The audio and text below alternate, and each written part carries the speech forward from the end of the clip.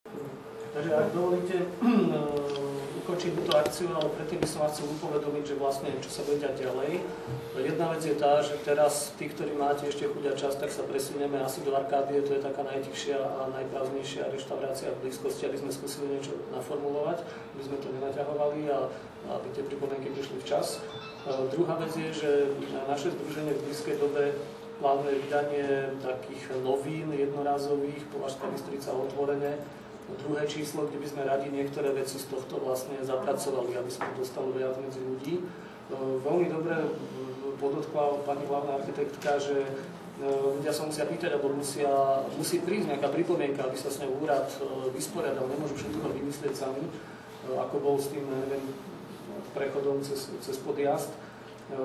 My sa pokúsime do tých novín dostať napríklad aj anketu, kde sa budú môcť ľudia vyjadriť, ktorý druh dopravy by preferovali, či im záleží vôbec na cyklistické, či to nie je naozaj len záležitosť hrstky ľudí, ale že či je to všeobecná požiadavka. Pretože človeka pešieho, ktorý nejde pešo alebo nejde na bicykli kvôli tomu, že sú zlé podmienky a nasadne do auta, neodlišíte priamým pohľadom. A odlišíte ich len tak, keď sa ich spýtate, takže chceme využiť prostriedky, ktoré sme získali od nadácie pre otvorenú spoločnosť, práve na to, aby sme urobili takýto veľký prieskum a z neho sa vlastne ukázalo, že či tu vôbec je záujem o tieto veci. My si myslíme, že áno, ale chceme si dať overiť serióznym spýtaním sa občanov.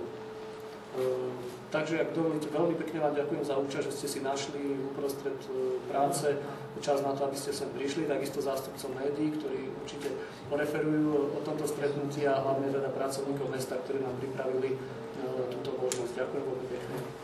Ďakujeme.